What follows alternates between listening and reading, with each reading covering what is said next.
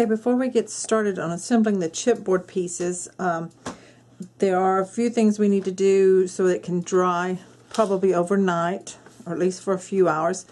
Now, if you purchase the kit, you will be getting these Tim Holtz pulley wheels. This is what the wheels for the wagon, and as you can see, they're already a like a pewter gray, vintagey color. If I can get one out. Like that, the pulley wheels, so you get a set of those. If you're making this kit, making this project without my kit, then you can purchase these from several different online stores or big craft stores or your local scrapbook store. If I have any extra sets, I will probably list some of them for sale on my online store myself.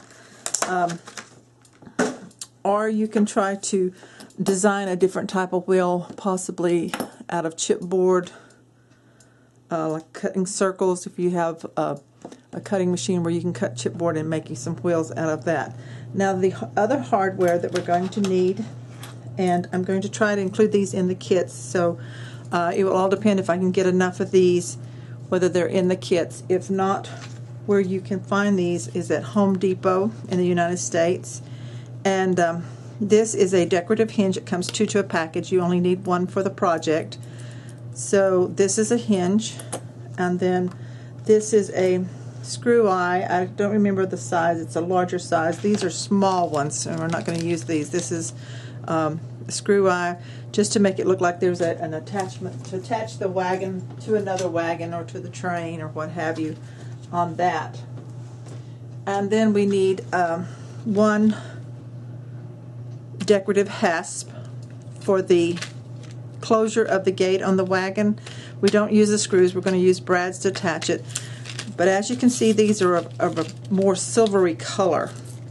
So what I'm trying to do, and I think it will work, is on the parts that show, we're going to paint them. I painted this eye bolt here. I mixed some colors and painted it and let it dry. So it seems to be working okay. I took, and this will not be included in a kit, so this is something you will need to do on your own unless you just like the silver, but I kind of wanted them to match fairly well. So I took some of my metallic silver acrylic paint.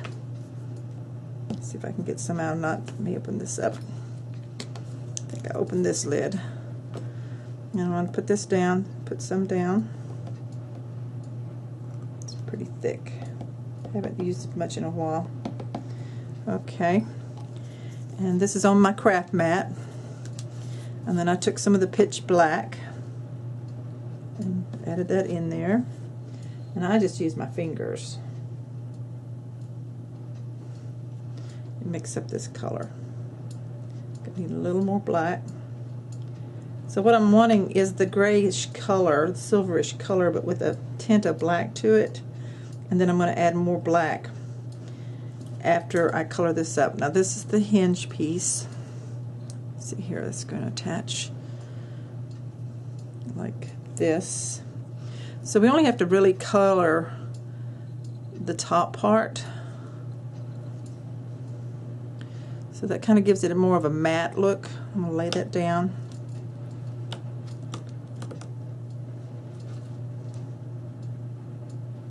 I think that will color it.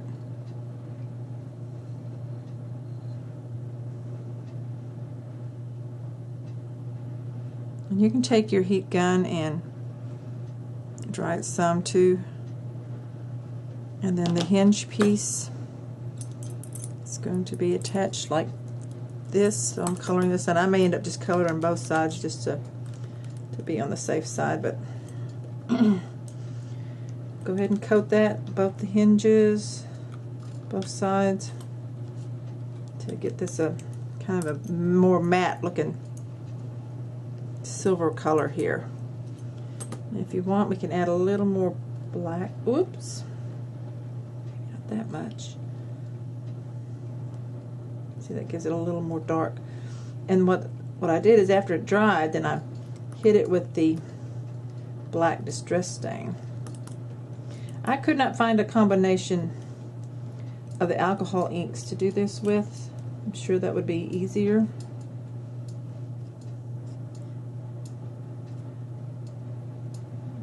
At least I did not have the colors that I thought I needed. Okay, so now we're going to let that dry. Let me go ahead and get this little hasp, this little latch thing here. Put a little bit on it. So it doesn't have to be perfect. Just smear it on there and just try to get it to dry. Okay, so now I'm going to move this all aside and let it start drying. Okay, I did take my heat gun so I could dry the paint that's on the metal. So they're pretty good and dry to the touch. This is a little damp on the back. Doesn't matter, and it doesn't matter if it's kind of rough looking. And then I took the black soot stain and just kind of added some of that in, and it sticks to that painted surface pretty good. So I just want a little bit of that. Let me put some on my mat and get some with my fingers. So I don't want it black.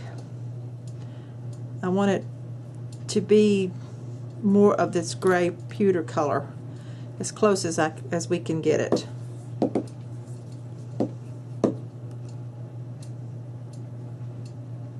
Would have been really cool if I could have found some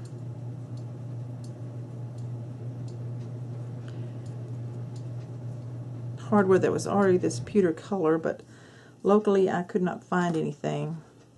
So this is the best that we can do, or that I can do.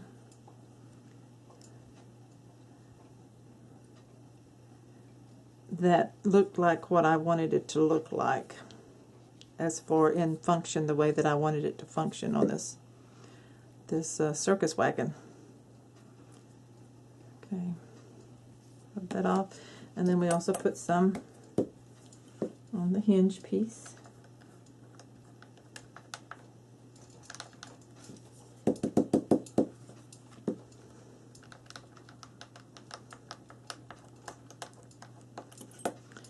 Don't want a lot of black around those holes though. Just kind of rub that in really good.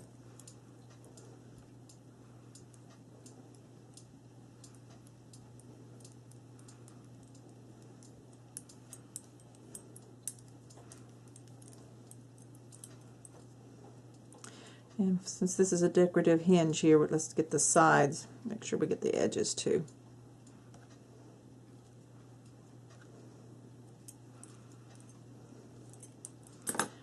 And last, this little hasp latch, at least that's what I call it, goes in with that latch there. Okay, now I'm going to clean up. Turn off the video, clean up, go get some of this paint off my hands, and I'll be back.